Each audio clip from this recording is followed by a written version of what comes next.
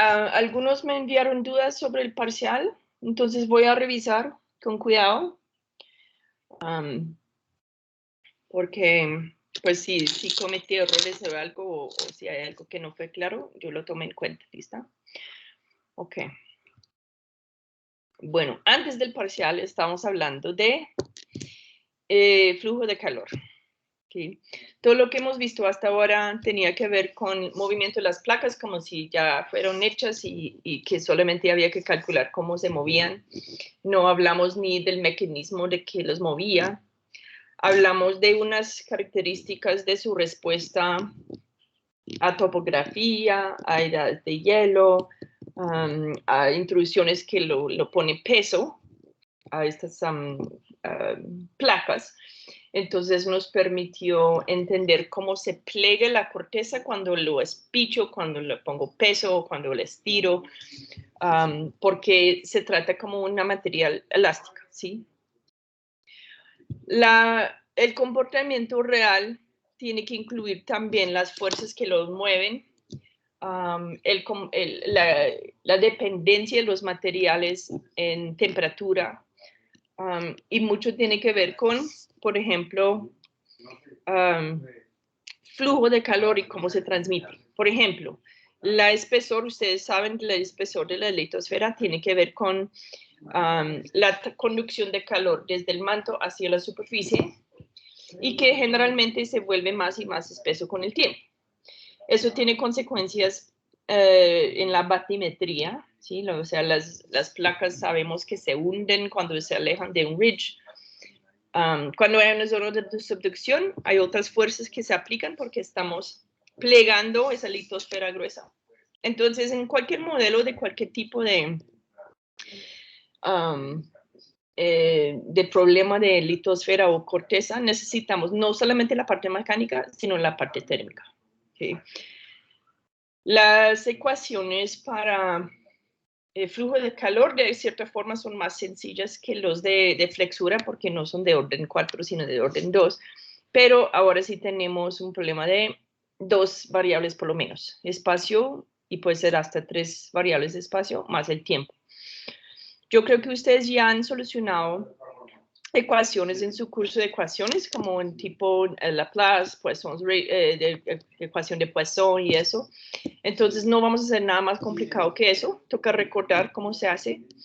En el caso de toda la conducción de calor que pasa en la Tierra, vamos a utilizar la ecuación de conducción de calor, básicamente. Cuando lleguemos a la parte del manto, ahora sí se complica un tris más porque también tengo flujo de material, no solamente flujo de conducción de calor, entonces tengo que tener en cuenta el movimiento del material como un fluido. ¿Okay? Entonces empezamos elástico y frío, ahora vamos a empezar a ver flujo de conducción y cuando lleguemos al manto nos toca pensar también en movimiento de fluidos. ¿Okay? Y eso para este curso no vamos a llegar más allá, aparte de hablar de algunas cosas raras como viscosidad, que debería ser un repaso de mecánica un poco. Si uno quiere seguir estudiando geodinámica, también tendría que llegar al núcleo y empezar a estudiar no solamente el flujo de material, el flujo de calor, sino también el flujo de electricidad que genera campos magnéticos. ¿Sí? Entonces, generalmente, entre más entramos a la Tierra, más complicada se ven las ecuaciones, pero en este curso vamos a llegar al manto, ¿listo? En un curso de posgrado de geodinámica, probablemente verían cosas del núcleo, pero hay tantos problemas geodinámicos que uno puede también solucionar problemas más astronómicos en los cambios de la longitud del día, en las mareas, y uno puede tratar de muchos tipos de problemas dinámicos. En este curso vamos a ver lo fundamental para hacer cosas más aplicadas a geología. ¿Listo? Ok. Perdón, todavía me quedé con tos como aparentemente permanente, pero ya no estoy enfermo. Ok. Lo dejamos la semana antepasada con la ecuación de temperatura con el tiempo, pero estábamos mirando casos especiales de equilibrio en el tiempo, ¿cierto? Entonces yo puedo con esta ecuación de flujo de calor calcular la temperatura en cualquier punto, en cualquier momento en tiempo, con esa ecuación, pero muchas veces, por ejemplo, en la corteza continental, estas cosas tienden a tener una configuración estable por muchos años. ¿Por qué? Es como tener, no sé, tu horno prendido y pongo algo sólido allá, estoy calentando esta superficie con la misma temperatura por mucho tiempo y el aire queda a otra temperatura y voy a llegar a una gradiente de temperatura dentro de esta cosa que dura por millones de años. En la corteza pasa así. A veces llegan eventos, una intrusión magmática, una edad de hielo que comprime o que se hunde la corteza o un choque entre continentes que se levanta la cosa.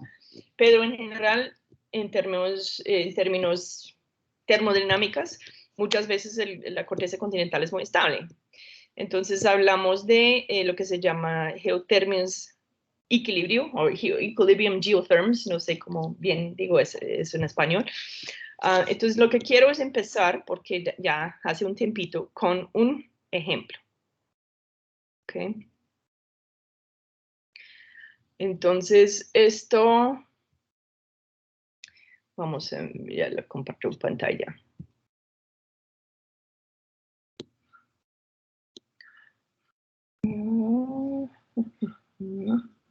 Aquí. Entonces, ahora ya lo vimos brevemente. Recuerde la ley de Fourier, donde yo puedo calcular el flujo de calor de una superficie basado solamente en la gradiente de temperatura en el punto cerca de la superficie. Pero la ecuación de temperatura me permite no solamente calcular gradientes, sino temperaturas. Para eso necesito condiciones de bordes. ¿Sí? Dejamos aquí. Es la ecuación más general. ¿Okay? Yo tengo la derivada de temperatura en el tiempo, está relacionado con la variación de temperatura en el espacio. ¿Okay? Esto, si lo piensas con cuidado, es muy relacionado al tema de Fourier, donde yo digo, si hay flujo de calor de una superficie, está relacionado con gradientes de temperatura, ¿sí?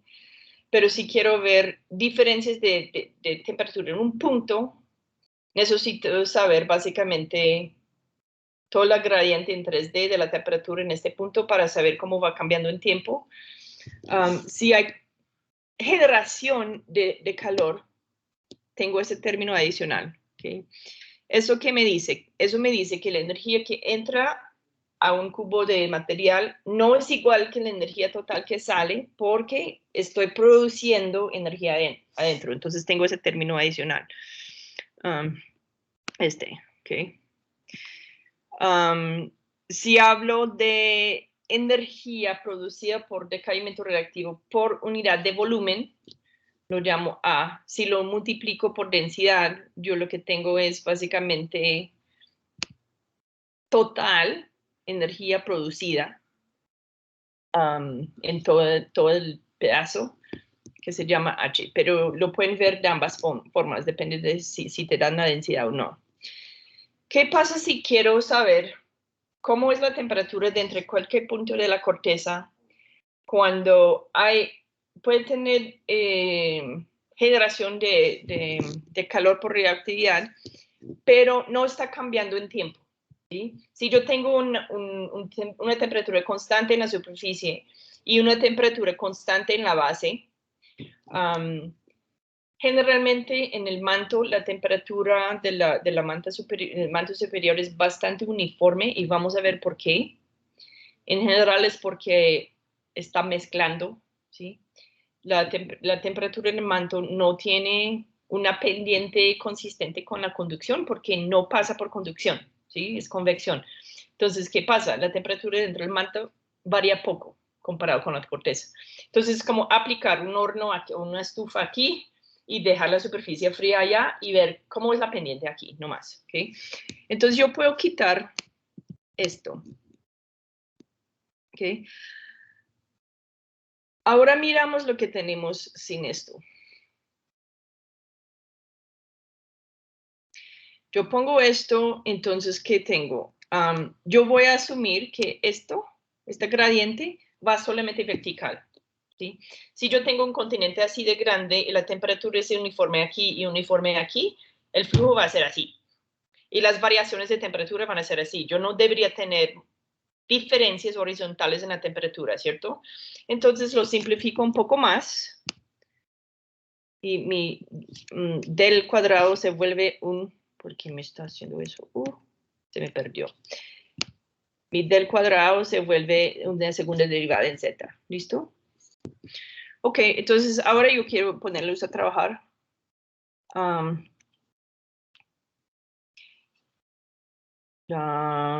Ok. Empezando con eso, entonces, eliminamos el tiempo, eliminamos las dimensiones de x y y, y tenemos simplemente ya se vuelve una ecuación ordinaria, ¿cierto? Segunda derivada igual constante. Más sencillo que lo que hicimos con la flexura, que era de orden 4. Miramos una situación típica donde hay una temperatura de 0 grados en la superficie, que puede ser un promedio en latitudes altas, como quieran, y que hay un constante flujo de calor, que no sé exactamente el valor, pero lo puedo medir, lo llamo Q0, en la superficie. Esas son dos condiciones de borde, entonces técnicamente se satisface esto. ¿Ustedes pueden solucionar eso? ¿Cómo lo hago?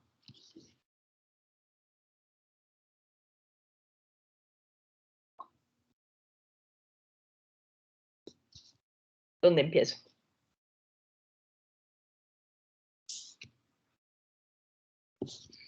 Una pregunta, ¿ustedes cuando estamos en clase sacan un papel y espero y lo trabajan? ¿O siempre esperan que otro lo haga? Algunos que sí, algunos que no, ¿cierto?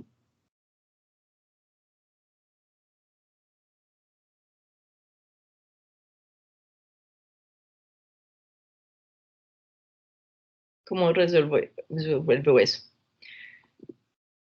Es un poco parecido a lo que hicieron con la cuarta derivada, pero más fácil.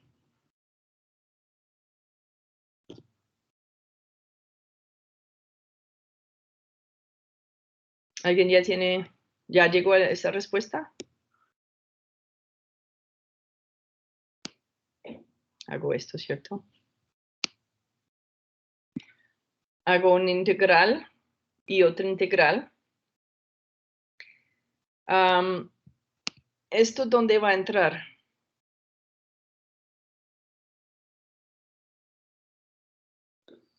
Hagamos eso con solo constantes. No sé si me permite poner un coso de texto.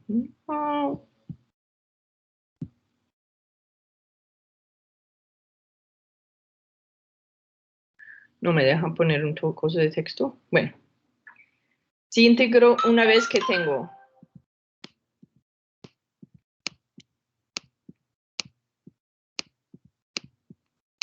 pues eso es un z.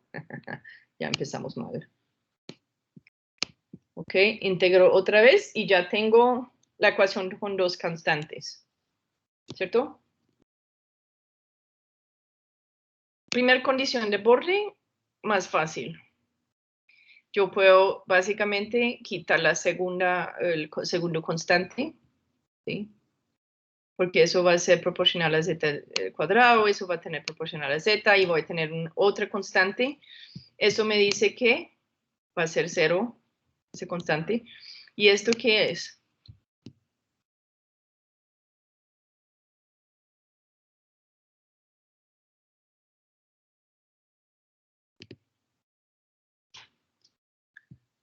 Por esta ecuación.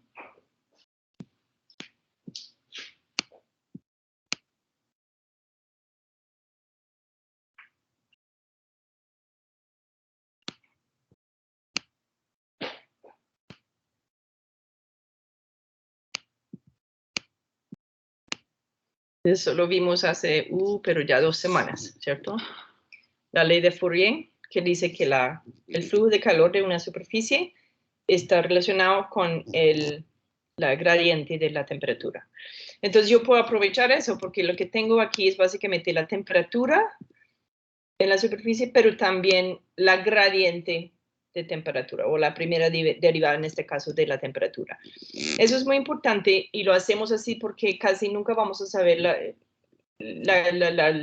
temperatura en la base de la corteza.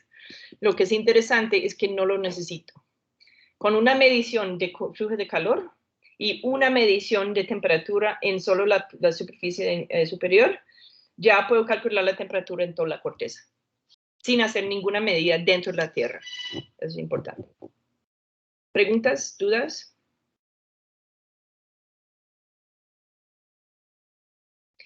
Si no hay generación de radiactividad en la corteza, ¿qué implica eso? Esto va a 0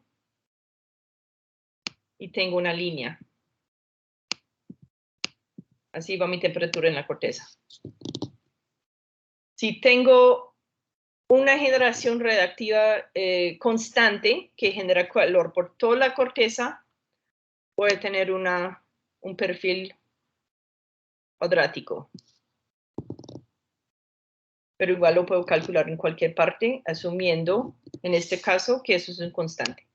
Yo lo puedo hacer más fancy si quiero. Yo puedo poner producción radioactiva no constante, ¿sí? Aquí el temperature. 0 aquí, pero con una curva. Y esta curva, digamos, qué tan aguda esa curva depende de esto. Si va a 0, tengo una línea recta. Si pongo una función más complicada para eso, yo tengo que de pronto solucionar algo un poco más complicada.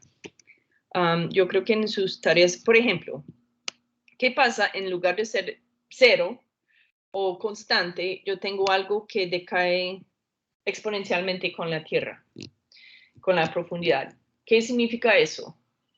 Yo tengo el máximo de generación en la superficie y va bajando hasta 0 en el fondo de la corteza, ¿sí? Estamos asumiendo que los isótopos radioactivos estén concentrados más en la superficie. Eso puede ser.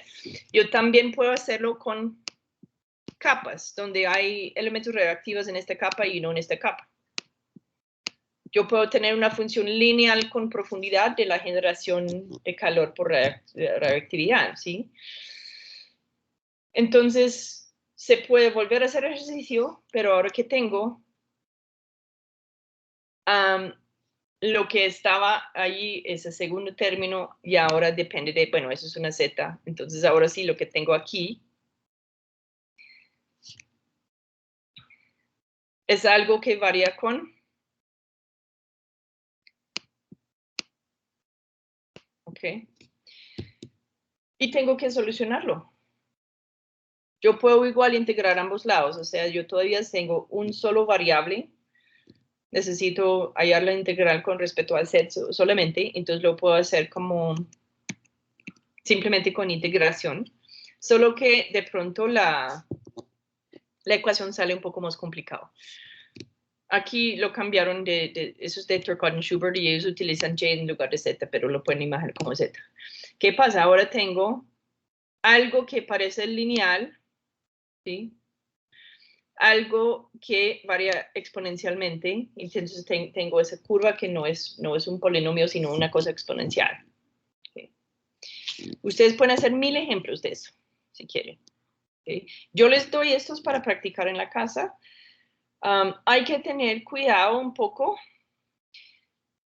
La temperatura se puede hacer en Celsius o en Kelvin porque normalmente estamos mirando un contraste de temperaturas, pero hay que tener consistencia. Si estás hablando de una temperatura en Kelvin o Celsius dentro de la corteza, la gradiente no importa porque el tamaño de un grado es igual para ambos. Lo que cambia es el origen. O sea, yo tengo que grados Celsius igual grados Kelvin más un constante. Si tomo el gradiente es igual. ¿Sí? Entonces, si dicen 30 grados Celsius por kilómetro es igual que 30 grados Kelvin por kilómetro. Pero normalmente manejamos Celsius como más intuitivamente, entonces lo ponen así, ¿listo? Intentan eso en la casa. ¿Sí? Es algo que es es fácil, pero como uno tiene que practicar un poco para no cometer errores típicos que pasan si uno no ha practicado. Okay. ¿Dudas? ¿Preocupaciones? Todo hasta ahora muy sencillo. ¿Están preocupándose por otro parcial? ¿De pronto? Ok. Realmente la forma de practicar geodinámica es hacer todos los problemas que encuentras hasta que se vuelve como prácticamente automático. Y va, o sea, yo sé que hace un rato que no han hecho ecuaciones diferenciales. Sí, sencillo no, pero lograble. Y lo que hay que hacer, Martín, es con práctica se vuelve como prácticamente automático. Y lo que pasa es que uno dice, uy, no, pero es que no me acuerdo cómo solucionó esa diferencia, ese tipo de ecuación parcial, la ecuación de Poisson, no me acuerdo. Toca acordar. Y lo que pasa en geodinámica es que hay una serie de ecuaciones típicas que utilizamos que casi nunca se sale de ahí.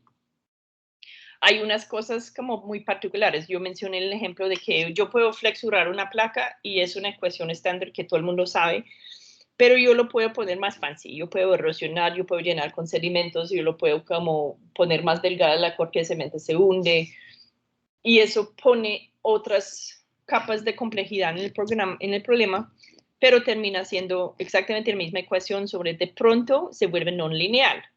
El momento que mi ecuación no tiene soluciones analíticas es cuando uno necesita hacer modelado numérico.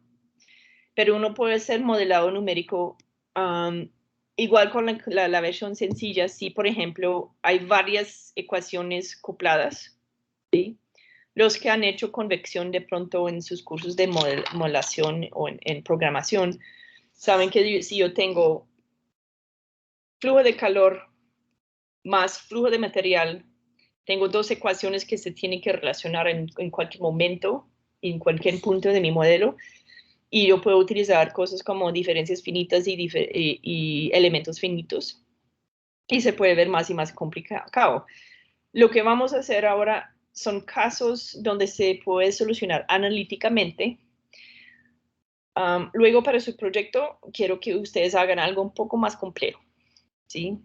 Yo voy a subir las instrucciones del proyecto, pero básicamente lo que quiero es que ustedes hagan un modelo. Lo pueden hacer en grupos, de hecho es mejor en grupos porque así pueden hablar de ideas, reunirse y decidir qué hacer, y depende de sus fortalezas. Hay ejemplos donde uno puede hacer simplemente un modelo conceptual y uno aplica eso a casos para ver si cumple con las observaciones. ¿Sí? Hacemos mucho eso en geología, ¿cierto? Entonces, bueno, yo veo esa estructura, ese plegamiento, entonces concibo un modelo donde hubo una compresión por un rato y luego pasa tal cosa, y entonces ya hay una falla y uno desarrolla eso completamente conceptualmente. Igual uno tiene que aplicar las observaciones para ver si cuadra. ¿Sí? Si es inconsistente con otra observación, uno tiene que botar el modelo. Eso es una posibilidad. Otra posibilidad es decir, bueno, yo quiero hacer un modelo análogo. Y eso es como divertido porque uno juega con materiales de verdad. Algo que hacen en muchos labs de modelo análogo, que pues sería muy chévere tener eso en el laboratorio, pero necesitamos espacio, serían cajas de arena donde uno puede poner diferentes capas de diferentes colores y extender o comprimirlos, a ver qué hace. Obviamente las rocas no son arena, pero uno puede utilizar silly putty, plastilina, capas de arena con plastilina, líquidos, lo que sea para imitar el comportamiento de la Tierra. ¿Sí? Entonces, los ejemplos que he visto, yo vi una tesis de maestría chévere donde se modeló el volcanismo en Venus utilizando miel de mazorca, no sé cómo se llama, miel de maíz, que es muy viscoso, si lo han visto, es como menos viscoso que miel de abeja, pero más viscoso que cualquier otro tipo de jarabe o syrup. Y entonces uno puede, es como un lava lamp, ¿sí? Uno juega con densidades y viscosidades para ver cómo se comporta. Si voy a tener un diapiro, si voy a tener una bola de cosa que sube, si voy a empezar a formar como algo que parece un champiñón, como las plumas mandélicas. Y entonces, de hecho, eso es un experimento bonito. modelar plumas mantélicas y ver cuáles son las condiciones que permiten la formación de una pluma que se enreda así, por ejemplo. ¿Sí? Entonces, esos son modelos análogos o uno puede hacer modelos numéricos. Yo les voy a dar sugerencias, pero ustedes pueden hacer otra cosa y no hay problema si escogen la misma cosa. Para los que son monstruos de programación y les gustan esta cosa, es súper divertido porque uno puede, por ejemplo, modelar una zona de subducción y ver cómo el ángulo de subducción varía con velocidad relativa a las placas o con viscosidad del manto y diferentes parámetros así. Algo que siempre hay que tener en cuenta es la escala. ¿Okay? Muchas veces estamos tratando de una fuerza de cuerpo, body force, como la gravedad o buoyancia, y otras cosas que son fuerzas dirigidas como fuerzas de cizalla y tensión y diferentes cosas. Esto, si uno está haciendo un modelo en escala pequeño, tiene que tener en cuenta, por ejemplo, o sea, si es muy pequeño y la masa es chiquita, entonces la gravedad va a ser mucho menor y el efecto, si aplico un estrés a plena fuerza, no va a imitar la naturaleza. Entonces uno normalmente inventa dimensiones de escala pequeña y hay que convertir todo, ¿sí? Se llama scaling. Yo creo que de pronto los que han visto modelación lo han visto, pero hay que tener cuidado con incluir, por ejemplo, la masa y también los otros parámetros, no solamente dimensiones espaciales, sino masas y tiempos en las variables escaladas. Muchas veces uno lo hace en versión sin dimensiones, ¿sí? Uno puede tener una ecuación diferencial donde normaliza todas las variables por algo estándar. Digamos, en la corteza yo puedo decir que una distancia estándar son 100 kilómetros, que es el espesor de la litosfera. Y un tiempo estándar que básicamente donde va a operar la convección, yo puedo poner, no sé, 1.000.000 de años. Y así cuando corre mi modelo, no va a imitar la naturaleza y esperar 1.000.000 de años para dar vueltas, sino lo va a hacer rápido, pero yo lo escalo luego con mi normalización, yo lo puedo poner dimensiones reales y ver realmente esta vuelta que acaba de hacer, cuánto demoró. Entonces, para los que quieren hacer modelos numéricos, muy bienvenidos, sería chévere. Y así pueden aplicar en cosas reales sus capacidades de programación, ¿listo? Entonces, pueden escoger cualquier tema si me lo avisan para que sea como un buen nivel y eso, pero yo les voy a subir unas sugerencias hoy, ¿listo? Ok, volviendo al tema de temperatura, entonces. Esta ecuación de flujo de calor es un modelo que me dice cómo varía la temperatura en la litosfera, en la corteza, cuando hay generación reactiva y cuando no hay, cuando eso varía en espacio de tal forma o no. Hay un problema que quiero hacer hoy, que es muy bonito, que utiliza la forma entera de mi ecuación de flujo de calor, ¿listo? Entonces, intenta primero esos ejemplos de geotherms, ¿sí? las gradientes de temperatura en la corteza, porque, y yo puse eso en la tarea, porque hoy vamos a trabajar un poco el tema de la dependencia de tiempo. ¿Okay? Eso es un problema que se soluciona todavía en proyectos de investigación corrientes. Un ejemplo de una cuestión interesante, ¿okay? Y es algo que yo he trabajado y que la gente sigue trabajando. Lo bonito de las capacidades de ustedes es que tienen la parte geofísica y de programación más geología. En casi todo el mundo es uno o el otro. Entonces uno tiene que hacer cosas muy interdisciplinares con colegas y eso. Ustedes tienen la capacidad de solucionar cosas sobre metamorfismo, pero desde el principio y con modelaciones geodinámicas. Es chévere. Algo que es debatido es, si yo tengo una intrusión magmática, yo sé que esta cosa, déjame ponerlo grande. Yo sé que esta cosa es como boyante porque si es fundido o parcialmente fundido, debería tener menos densidad que los alrededores. Pero es un poco más complejo que eso porque la composición de esto puede ser diferente a esto. Eso pasa, por ejemplo, si tengo una intrusión basáltica en la corteza granítica. ¿Hasta qué punto va a llegar esta cosa? ¿Voy a tener una erupción magmática? Y si es así, ¿cómo es posible tener batolitos enormes, enormes, que nunca causan erupción? Yo puedo empezar a solucionar eso contemplando primero la fuerza de gravedad y buoyancia, o yo puedo decir, bueno, la densidad de eso es tal, la densidad de eso es tal.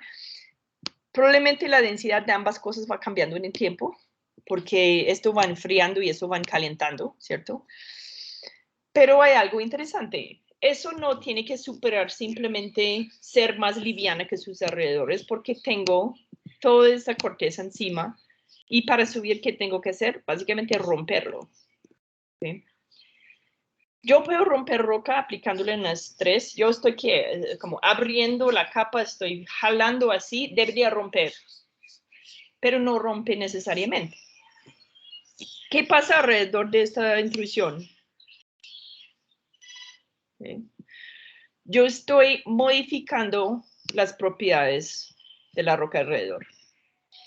Entonces, problema número uno es, bueno, este metamorfismo que está ocurriendo alrededor del magma, ¿cómo funciona? Pues es un flujo de calor con el tiempo y mientras fluye el calor, yo voy alterando esa roca. El metamorfismo es una reacción química, en fin, que puede ser, es exotérmico o endotérmico, ¿cierto? ¿Qué significa eso? Hay un calor latente que al alterar esa roca y sobre todo si se funde, yo voy a tener que tener en cuenta calor latente que puede acelerar el proceso o ralentar el proceso. ¿Sí? Si llego a fundir eso, que normalmente es más fácil porque las rocas graníticas tienen un punto de fusión menor, yo puedo, de hecho, con una intrusión que apenas está fundida, de pronto ya hasta cuando se solidifica, la temperatura puede ser más alta que el punto de fusión de granito y yo puedo generar fundidas de gran cantidad alrededor. ¿Cómo voy a saber? Lo que necesito saber es la temperatura como función de tiempo alrededor de esta cosa. Es básicamente la the heat equation. Con esto, yo puedo predecir si voy a generar un batolito grande. Yo puedo adivinar básicamente si eso va a causar erupción o no, porque si eso es básicamente neutralmente boyante, no va a ir a ningún lado, porque de pronto eso es más pesado en su estado sólido, entonces en su estado líquido alcanza a tener un equilibrio en esa posición y nunca va a subir por ninguna razón. O si es un poco boyante, pero no logra romper eso. ¿Sí? ¿Por qué no lo rompería a pesar de los estreses deviatóricos grandes? Pues estoy poniendo más blandita la roca y es muy difícil de romper. Se va a volver como un chicle. Entonces, una cosa es decir que la fortaleza que tiene eso puede ser 10 megapascales de sobrepresión, digamos, tensional que puede aguantar antes de romper, pero lo caliente, entonces ahora se vuelve dúctil y ahora para romper algo dúctil necesito mucho más fuerza. Entonces, un área muy interesante de debate es decir, bueno, ¿en qué momento esta cosa puede tender a causar una erupción y en qué tipo de situaciones más bien va a causar un batolito o una intrusión grande y nunca tener ninguna erupción? Es una pregunta interesante y todo lo que hay allá es básicamente el tema de conducción de calor, más saber algo de la propiedad mecánica de la roca alrededor. ¿Ok? Si yo quiero calcular cuánto tiempo demora en solidificar eso, que definitivamente va a apagar la posibilidad de tener una erupción, ¿cuánto tiempo demora? Otra vez necesito entender que si la temperatura aquí es una cosa inicialmente y esto tiene otra temperatura inicialmente, ¿cuánto demora ese enfriamiento y solidificación? eso depende del material, pero también la forma, ¿cierto? Si tengo esto, no va a ser igual una cosa del mismo volumen, pero de esa forma, ¿sí? Entonces, realmente hay problemas interesantes. El jueves vamos a hablar un poco más de ese tipo de problemas regionales y locales, porque es algo que es un área de investigación bastante interesante, o lo opino así. Y por eso me gusta trabajar con petrólogos metamórficos que me pueden decir como si mi modelo está dando basura o no.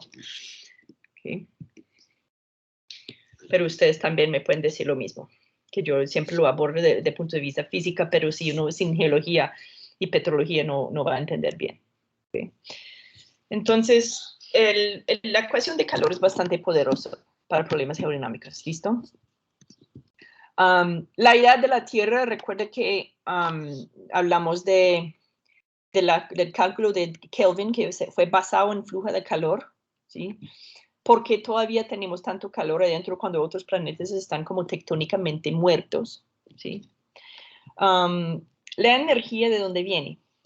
¿Cuál fue el origen de ese calor que tenemos internamente? Y la tectónica, ¿qué tiene que ver con flujo de calor? Entonces son temas que vamos a ver. Hoy lo que quiero particularmente es este problema bonito de la litosfera. ¿Okay? Ustedes saben que eso es muy, muy, muy exagerado, pero la topografía en el fondo del mar es así, que hay un alto aquí donde inicialmente se forma y se vuelve más y más y más hundida. Ya ustedes mencionaron que estamos intentando buscar equilibrio estático por una placa que se vuelve más y más y más gruesa, ¿okay? Con el tiempo. Y en este caso, el tiempo es exactamente relacionado con distancia. ¿Okay? ¿Qué significa eso? No necesito preocuparme por un problema de dos dimensiones en espacio como X y Z, sino realmente esa dimensión de X se puede reemplazar con una dimensión de tiempo. ¿Por qué? Porque eso tiene una velocidad. Simplemente estoy aquí creando litosfera joven. Si muevo aquí en X, estoy moviendo atrás en tiempo. ¿Cierto? Que se formó esta cosa en la misma condición que era aquí, pero ahora está aquí y ahora tiene ese espesor. Entonces, este problema lo puedo tratar simplemente como un problema de yo tengo un medio espacio de manto y lo estoy enfriando de arriba. Es un problema de conducción de calor en una dimensión. ¿Lo ven?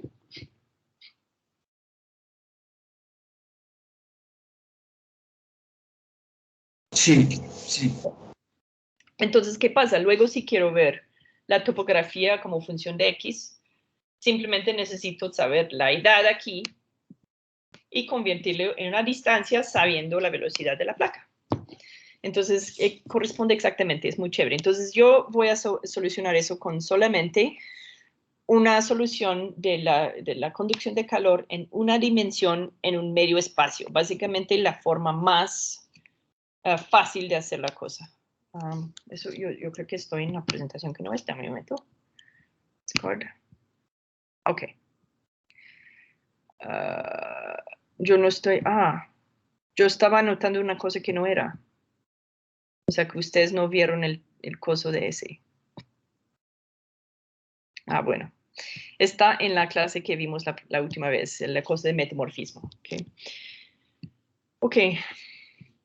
Ahora están viendo mi pantalla de verdad, ¿sí? Okay. Yo puedo tener diferentes casos, como una intrusión. Yo tengo roca fría en la corteza, hay una intrusión, eso es lo que mencionamos. Yo puedo tener un silo, un dique, una bola de forma de papa. Pero lo que voy a hacer con la litosfera es asumir que yo tengo agua fría y manto caliente, ¿sí? Imaginemos que en tiempo cero estamos en el ridge. Voy a empezar a enfriar el manto. ¿Qué necesito utilizar? Básicamente, la ecuación de conducción de calor en una dimensión yo quito el del y todo eso, el del squared, ya no tiene 3 dimensiones, sino una. Quiero hacer un comentario sobre ese variable. Primero, eso es una combinación de capacidad calorífica, conductividad de calor y densidad. ¿Okay? Yo no sé, yo creo que fue en la anterior presentación, pero no se preocupen por ahora. Ustedes me dirán qué dimensiones tiene ese variable, ese parámetro.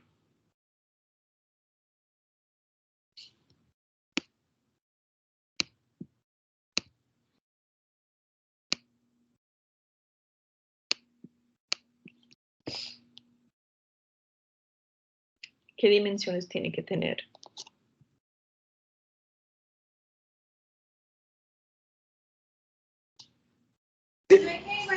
Tiene que tener tiempo abajo, seguro. Es decir, sobre tiempo, al menos. Sobre tiempo y... Sí.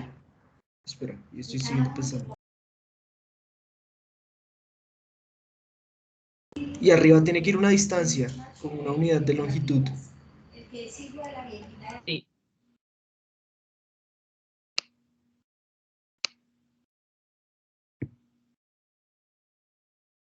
¿Cierto? Ah, y entre T también. La temperatura. Eso.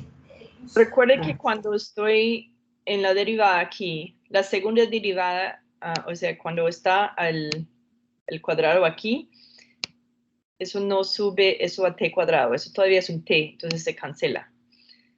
Ah, Pero, entonces no necesito T, entonces sin T. exactamente. Entonces, mira esto.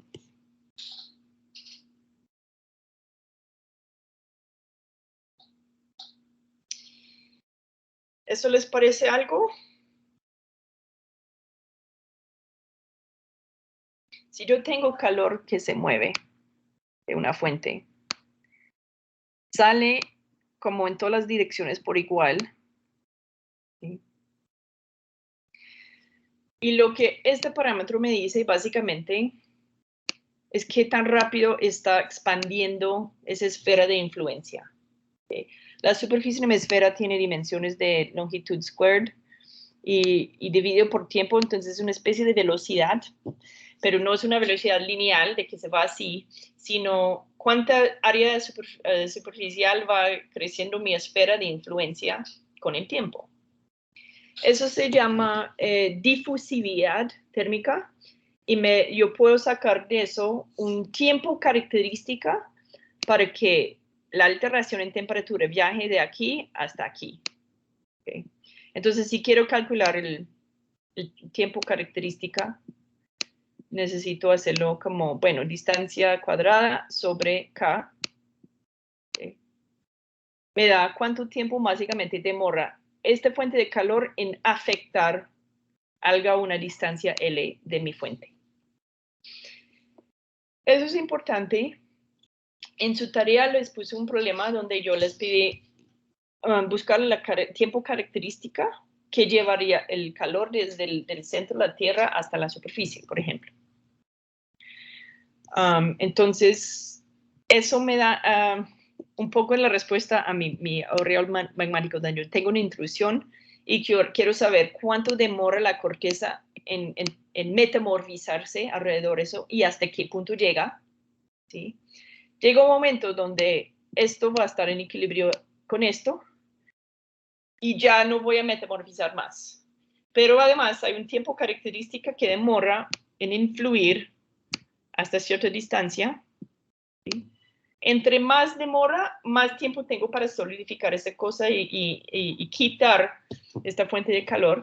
Entonces voy a tener una aureola metamórfica de cierto tamaño. Obviamente voy a tener un gradiente en el grado de metamorfismo, entre más cerca, más alto grado, ¿cierto? Y en algún momento deja de influir. Este tiempo característica para llegar allá, si es mayor al tiempo que se necesita para enfriar esta cosa, pues ya no voy a metamorfizar más. ¿Okay? Entonces, entender ese tiempo tiempo característica de flujo de calor, yo lo puedo hacer simplemente sabiendo la difusividad, que me dice básicamente hasta qué esfera, qué tan grande mi esfera de influencia del cambio de temperatura, cuánto tiempo lleva, ¿sí? Yo lo puedo hacer por una intrusión. Yo pongo un silo, ¿sí? Digamos, yo empiezo con un geotermia equilibrio donde un flujo de calor aquí, que de pronto lleva millones de años en ese equilibrio, y meto una intrusión a profundidad D. ¿Okay? ¿Qué va a pasar? Esa intrusión pasa y no es que inmediatamente el flujo de calor cambia. Eso tiene que tener una influencia hasta cambiar mi gradiente de temperatura entre la superficie y el cuerpo, y en algún momento se registra como un aumento en el flujo de calor, pero demora. Entonces, si quiero saber cuánto demora, necesito ese parámetro. ¿Todo claro eso? Okay. Entonces, recuerdan este parámetro que es importante. Yo eliminé todas las otras variables que tenía como capacidad térmica y una densidad y una conductividad. Lo puse todo ahí en mi capa. ¿Sí? Recuerden, con conductividad lo llamamos K, y eso es un kappa griego. Lo hacen así solo para confundir, sí, pero uno sabe por las dimensiones cuál es. Y yo tengo simplemente esta ecuación. Ustedes, cuando quieren solucionar una ecuación de ese tipo, ¿cómo lo abordan? Eso es Fourier. Fourier es muy más fácil. Pero si uno no sabe, le toca hacer como asumir una solución, Okay. que sea la multiplicación de una variable independiente del tiempo por una independiente es decir, uno puede asumir una solución que se vea de la siguiente forma. F de ty es igual a y grande de y, t grande de t. Okay. Pero Fourier es mucho más fácil. Sí. Porque hay una parte de asumir una solución. Y eso no se lleva en ecuaciones. Ajá, perfecto. Uno supone que la solución se ve así, y pues la deriva y hace la magia. Perfecto. A mí me gusta mucho ese resumen. ¿Todos están de acuerdo con ese resumen? ¿O no se acuerdan todos? Ok. Entonces hagamos una cosa. Un buen ejercicio para ustedes sería solucionarlo por Fourier. Si quieren hacer la versión de asumir una solución, la forma de la solución va a ser básicamente obvio por aquí, porque tenemos 1 grado de t y 2 grados de espacio. Entonces yo puedo adivinar una relación entre el variable de espacio y el variable de tiempo. Okay. Uno puede asumir una solución y luego tiene que ajustarlo, como dices, como es un poco más engorroso que utilizar Fourier, pero así se puede. Hagamos ese ejercicio porque también incorpora el concepto de quitar las dimensiones. Ustedes lo han hecho eso en otras ecuaciones, ¿sí? Si yo quiero tener algo que no depende con unidades y con muchos parámetros ahí, yo puedo, en inglés lo decimos non-dimensionalize, o sea que quitamos dimensiones como tal, unidades, y eso siempre implica una normalización de cada variable, ¿okay? Entonces vamos a definir una temperatura sin dimensión. Esto, ¿qué es? Eso es mi variable que varía en espacio y tiempo. Esto es mi temperatura en un borde, o sea, digamos, la condición que aplico, el océano frío encima de mi manto, y eso es la temperatura que siempre atinúa el manto antes de que aplique ese borde frío.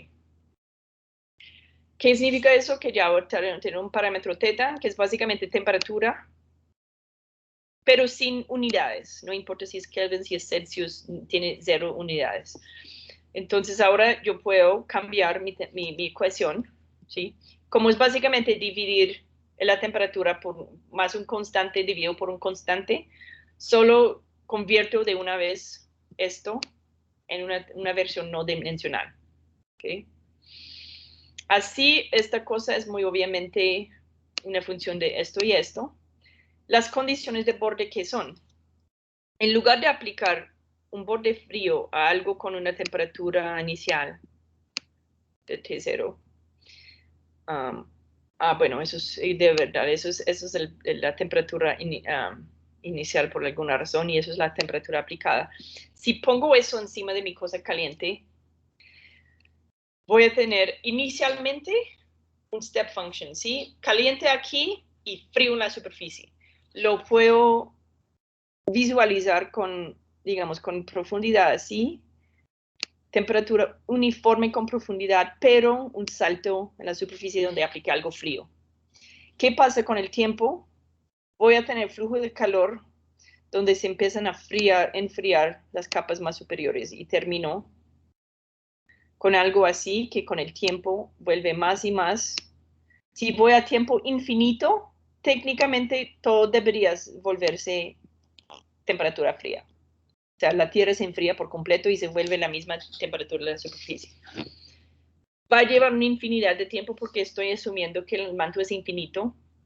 Lo que pasa es que comparado con las distancias o sea, espesores de litosfera, básicamente el manto es infinito. Entonces, por eso hago esa cosa. No me vale mucho poner una condición de borde aquí que está muy, muy, muy, muy lejos de lo que va a pasar arriba.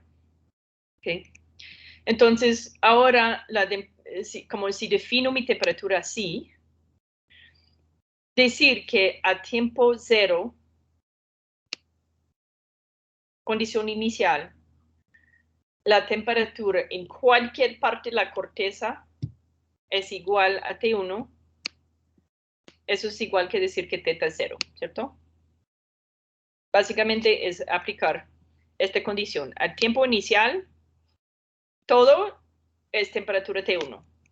Entonces, si temperatura igual a T1, eso va a 0, y mi condición inicial es básicamente esto.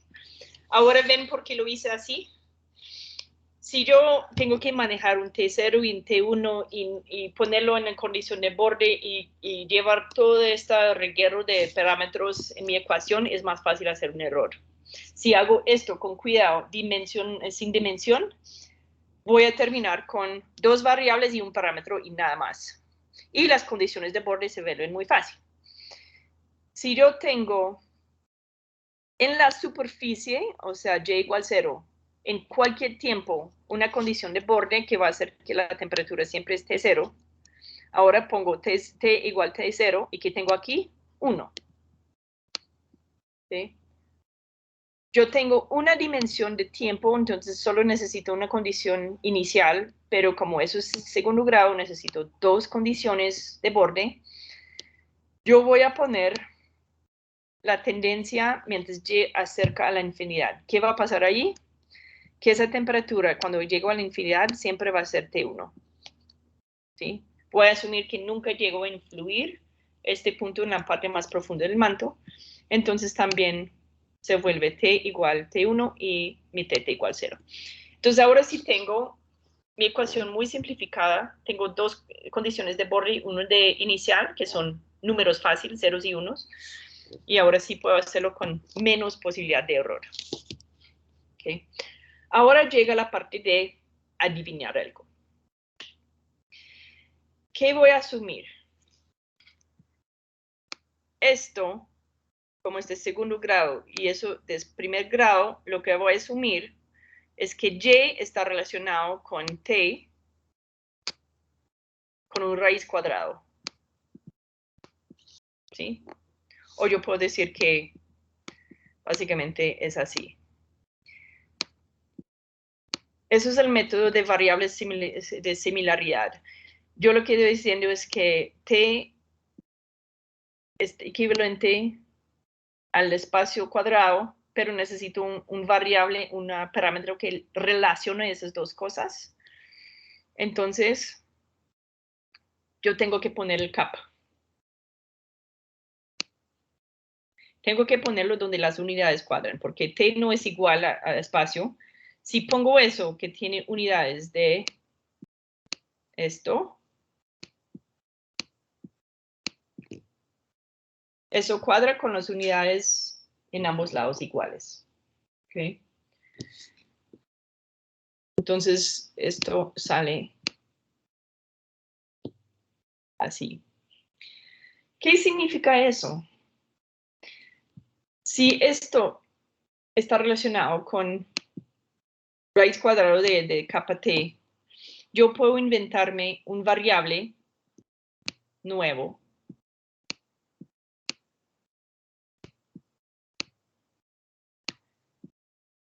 que tiene 0 dimensiones, pero que depende de y sobre esta variable y lo llamo eta. Eso es la parte de hacer lo que se llama fudge factors en inglés, donde me invento cosas. Yo pongo un 2 allá por razones que luego simplifican el final, pero uno puede igual dejarlo así, si quieren, y hacer toda la cosa. Y lo que pasa es que en el final uno va a tener que llevar un 2, pero no hay problema. Ok. Ustedes han hecho eso en ecuaciones diferenciales, donde se puede reducir mi problema de 2 variables a 1, porque relaciono los 2 variables. En fin, es una ecuación que me dice que esta derivada una vez es igual a algo por estas derivadas de 2 veces en espacio. Entonces, yo sé que esas variables están relacionadas, ¿sí? Entonces, yo creo un variable nuevo que es una función de ambas cosas. Y eso se llama similarity variable. Okay. Si ustedes quieren solucionar eso de otra forma con Fourier, háganlo para ver cómo es, ¿sí? Estamos asumiendo que no, o sea, que se puede hacer sin eso, pero lo que dijo Martínez, qué pena, yo creo que fue Juan Pablo, es que yo puedo básicamente simplificar toda la matemática utilizando Fourier y simplemente tener una ecuación algebraica que luego hago el inverse Fourier y sacar mi solución. Sería un buen ejercicio intentarlo. Una vez que escojo mi ecuación, mi variable de similitud, ¿qué hago? Si yo meto esto, lo derivo una vez con respecto a t, básicamente hago esto, lo convierto en el derivado con respecto a esto por el chain rule. Esto termina siendo básicamente la derivada de temperatura por mi variable de similitud por algo. Si hago lo mismo, derivo esto con respecto a t, o con respecto a y, perdón, yo voy a poder sustituir otra cosa aquí. Yo voy a sustituir dθ por dt, utilizando dθ por deta por el chain rule, y salir con solo derivados con respecto a mi variable de similitud. ¿Okay? Ahora, ¿qué tengo? Tengo ahora una ecuación que solo involucra un variable. Esa variable tiene dentro de sí mismo una dimensión de tiempo y de y, pero ya no importa porque la ecuación diferencial solo depende de un variable. Se volvió una ecuación ordinaria. ¿Ustedes sí han hecho eso antes o es algo que no han visto? No, eso nunca. Eso de proponer una solución así, nunca. ¿Nunca? Un poco Se machete. llama método de similaridad, donde en un lado tienes una derivada con un variable y el otro lado derivada con otra variable, y pone un variable que incorpora ambas cosas, que si lo sustituyo allá, se eliminan ambos variables y termino con una ecuación ordinaria. Y lo que necesito ver es el grado de derivada que hay para saber esa relación, si es lineal, si es cuadrático, si es a la 3 o qué relación tiene entre tiempo y espacio, ¿okay? Con el parámetro que equilibra las unidades, y ahí salgo con una nueva variable. Si nunca lo han visto, no se preocupen, también pueden solucionar eso con Fourier. Ya que llegamos a ese punto, ¿cómo van a solucionar eso? Porque, ¿qué pasa? Es ordinario, pero ahora es no lineal, ¿cierto? Ah, no, lo lineal no se puede con nada. ¿Sí? ¿Ustedes pueden solucionar eso? No, no me deja. Déjame quitar el erase pen. Ahora sí tenemos un pen. Ok. Esta ecuación, ¿qué tengo que hacer? Yo tengo temperatura dimensional y un variable de similitud, solo un variable. Entonces yo tengo una ecuación ordinaria pero mire que tengo un término de segunda derivada y un término de primera derivada multiplicada por el mismo variable. ¿Sí? O sea, no es tan difícil. Tengo que aplicar los bordes, pero primero yo quiero reducir el orden, porque mire lo que tengo. Tengo segundo grado y primer grado y ninguna de teta. Entonces, si hago esto, lo llamo un nuevo variable, puede tener, no sé, phi. ¿Qué es eso? Primer derivada de phi.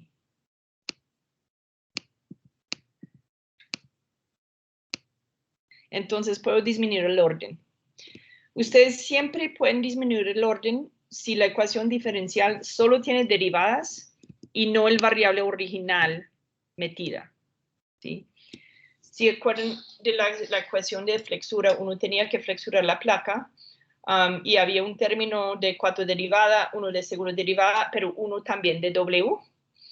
Ya es reducido más que se puede, ya no puedo reducir ese grado. Pero aquí solo tengo primer derivada en un lado y segundo derivada en otro. Técnicamente, si integro de ambos lados, pues debería reducir a un solo derivada de un grado. Entonces yo voy a hacer esa sustitución que es como facilito. Yo hago esto, simplemente digo phi es la primera derivada de esta cosa. Entonces mi ecuación ya sí se disminuye más. Yo tengo eta por phi y aquí di eta por di phi. Di phi por di eta, perdón. Y así es una ecuación ordinaria. ¿Sí? Donde, ¿qué pasa? Eso va a ser proporcional a sí misma. Entonces, ¿uno qué está esperando? Exponenciales, ¿cierto? Cuando la derivada de algo es proporcional a sí misma, yo voy a tener exponenciales. Entonces, hago esa sustitución y ahora sí puedo hacer separación de variables. ¿Sí? Yo lo que tenía es algo así, dieta, de phi por dieta igual phi, no, por eta. Eso es una ecuación de un variable ordinario de primer grado, la cosa más fácil que hay. Yo separo variables, muevo esto aquí, pongo el phi debajo de aquí y integro ambos lados. Entonces fue un truco bueno donde combiné dos variables en uno y luego reducí el orden. Y ahora sí puedo hacer separación de variables como lo que aprendieron en lo más básico de ecuaciones. ¿Ok? Cada vez lo que hay que hacer es recordar las condiciones de borde, porque yo tenía θ que dependía de tiempo y de x. ¿Qué tengo que hacer? Poner esto en términos de qué pasa con mi nuevo variable eta, la variable de similitud, ¿sí? Si y igual infinidad, eso significa que eta igual infinidad, ¿sí? Si θ igual 0, ¿qué significa eso?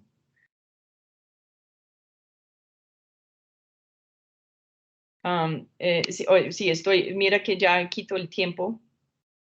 Hay una condición que es de tiempo y dos de borde, ¿sí? Si miro la condición inicial, t igual 0, ¿qué significa? Para eta, igual eta va a la infinidad. Entonces mi condición inicial hace que la teta, mientras esto tiende a infinidad, voy a tener la condición a y igual a infinidad y también t igual 0. Entonces, esta nueva condición incorpora la condición inicial y una condición de borde. Si estoy en la superficie donde y igual 0 y los tiempos son cualquiera, y igual 0 es igual que poner eta igual 0. Entonces, mi nueva condición de borde donde eta igual 0 es 1. Porque igual es la condición de borde donde aplico la temperatura constante en la superficie. Entonces, ¿qué debería pasar en teoría? Yo debería tener ahora Simplemente condiciones de borde. ¿Sí? 2.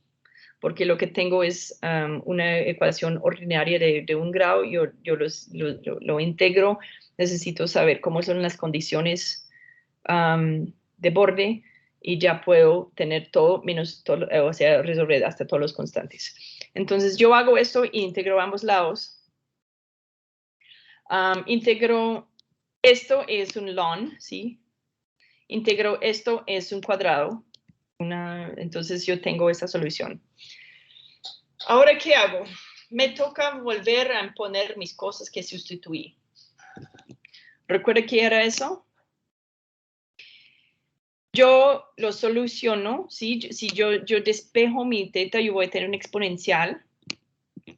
Pero recuerda que eso realmente era, por definición, una derivada con respecto a eta, entonces me toca volver a integrar, ¿sí? O sea, digamos, esto soluciona mi última ecuación, esta. Pero recordando que eso era una derivada, ahora me toca decir, bueno, esto igual esto, eso es la derivada de esto, entonces si quiero despejar temperatura, me toca volver a integrar. ¿Y qué tengo? ¿Cuál es la solución aquí? Ustedes han hecho este ejercicio de hallar la integral de e a la menos x cuadrado. No, pero eso no se puede, ¿ah? No A se menos que puede. sea de menos infinito a infinito. Exactamente, exactamente. Entonces, ¿qué pasa? Eso solo tiene una solución analítica cuando yo voy de menos infinito a infinito. Pero recuerda que, bueno, si yo puedo hacer un truco. Eso no tiene definición, pero si aplico una condición de borde, ¿recuerda cuál es mi condición de borde? Si t igual 0 o si y igual infinidad, eta va a la infinidad. Y si yo tengo e igual 0, cuando y igual 0, yo puedo empezar a aplicar las condiciones de borde. ¿Okay? Entonces, si eta va a la infinidad, mi teta va a 0, entonces aplico la condición de borde y ¿qué puedo hacer? Resolver C1. Porque, como ustedes dicen, eso tiene solución si el límite es infinidad. Realmente hay un truco. Bueno, es que si yo tengo algo que va de infinidad o infinidad y es una función simétrica, yo puedo hacer 0 a infinidad y debería ser la mitad de la integral de infinidad a infinidad, entonces sí lo puedo solucionar. Esto es la mitad de la integral de infinidad a infinidad. ¿Okay? Eso es el truco. ¿Ok? Hazlo, recuerda esa función de cómo se integra eso de infinidad, menos infinidad a infinidad. Eso debería ser raíz de pi. Si hago de 0 a infinidad es igual de la mitad de la integral total. Entonces, ¿ahora qué tengo? Yo tengo una solución específica para el caso de que eta tiende a la infinidad, lo cual me da mi condición de borde y ya solucionó mi C1. Y mi C1 va a ser...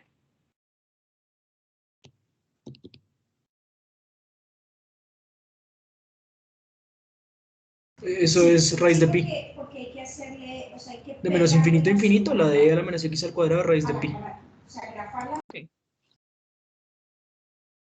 Más Exacto. 1. Entonces yo solucioné esto. Yo tengo entonces C1 por raíz de pi sobre 2 más 1 igual 0. Entonces soluciono C1.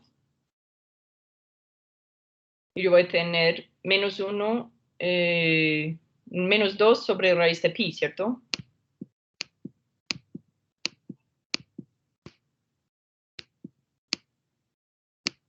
¿Cierto? Simplemente digo que C1 por raíz de pi sobre 2 igual 1, menos 1, qué pena. Y yo muevo esto aquí, pongo la solución aquí y despejo C1. Okay. Ya solucioné mi primer constante. Igual eso es indefinido, o sea, yo no tengo solución analítica para eso. pero normalmente lo que uno puede hacer es gráficamente solucionar por valores. Entonces, queda así.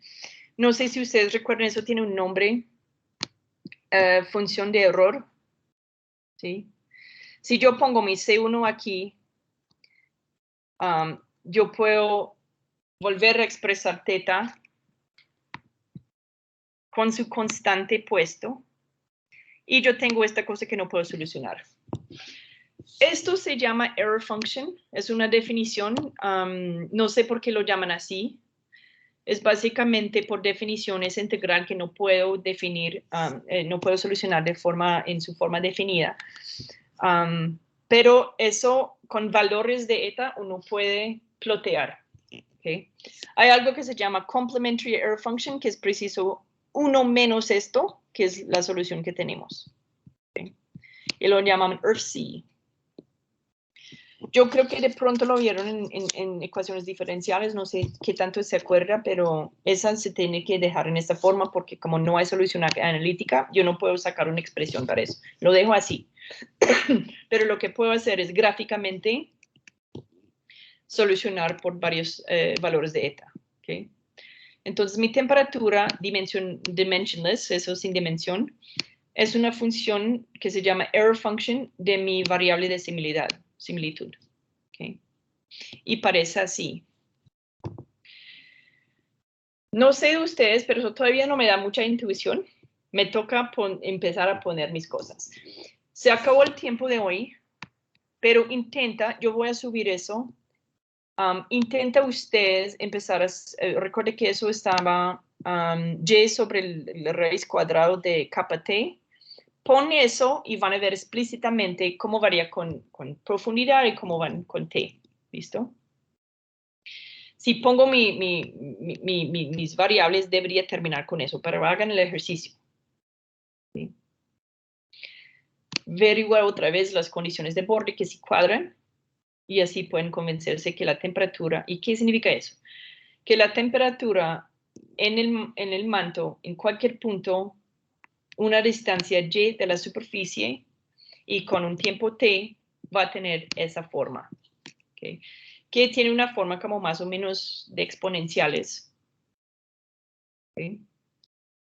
Y el jueves miramos las consecuencias de eso. ¿Qué significa entonces espesor de litosfera? ¿Qué temperatura escojo para que sea el fondo, por decirlo así? ¿Qué implica para el flujo de calor, que yo también puedo calcular? ¿Sí? Espesor de la litosfera y profundidad. La profundidad, ¿cómo lo busco? Con isostasia. ¿Listo? Entonces el jueves miramos eso. Pero recuerden cómo hacer ese tipo de solución de ecuaciones. Inténtenlo con Fourier si se acuerdan. Recuerden que hay que como incluir variables complejas y eso, pero yo creo que es de repaso. Sí, lo que pasa es, Juan Pablo, es que vas a tener un integral de dominio complejo y uno tiene que integrar sobre los polos. Recuerden eso como alrededor. Sí, con residuos, con teorema de residuos. Exactamente. Está bien. Eso lo ven en ecuaciones, ¿cierto? No, lo vemos en métodos matemáticos de física, pero esa clase ya no es obligatoria para geociencias. Lástima. Eso es lo que me gustaba de ese curso, que uno puede hacer todas esas ecuaciones de buena forma. Y también hay como soluciones numéricas que uno hace. Si vieron matemáticas en física, es maravillosa. La verdad, me dio tristeza cuando quitaron ese curso. De pronto a algunos le dieron alegría porque no les gustó, pero es muy, muy útil. Muchos de ustedes dijeron que aprendieron realmente a integrar y a solucionar ecuaciones en ese curso. Sí, entonces, si ya saben hacerlo, hazlo así. Los que no lo han visto, pues háganlo de esa forma. El método de similaridades yo creo que se ven en ecuaciones o se pueden encontrar en otra forma, pero sí, lo de dominio complejo es mucho más fácil, aunque parece complejo. Okay. Yo voy a subir esta presentación, yo creo que todavía no lo he subido, pero hay una implicación de todo eso que me dice qué tan espeso es la litosfera y utilizando isostasia yo puedo calcular la metimetría, es súper chévere. Y además el flujo de calor, solo con solucionar esa ecuación. Y todos los demás son casos especiales de manipular esa misma solución. ¿Listo? Ok. Entonces, aquí está, míralo. El jueves podemos mirar, por ejemplo, la cosa de isostasia, que es chévere, de cómo uno puede ver cuánto se hundió el fondo del mar. Vamos a ver que también hay una limitación a ese modelo, o sea, que no predice perfectamente lo que pasa, digamos, muy lejos del ridge. Y para entender esa parte y por qué, toca introducir el comportamiento real del manto, que es lo que falta aquí. Estamos estudiando un fluido estagnante que simplemente se enfría. El manto realmente hace otra cosa y eso tiene implicaciones por la forma real de la litosfera. ¿Listo? Ok. Bueno, tristemente se acabó la clase, pero nos vemos el jueves. ¿Listo? Si alguien que se siente abrumado, por favor, hablamos mi hora de atención. Mejor ahora que antes del parcial, el día antes, ¿sí? Yo sé que algunas personas se emocionan por este tipo de problema y otros que se espantan. Realmente no hay nada que espantarse. Entonces, por favor, me escriben si están perdidos. No se sientan solos, porque estoy seguro que es más de una persona que se perdió un poco.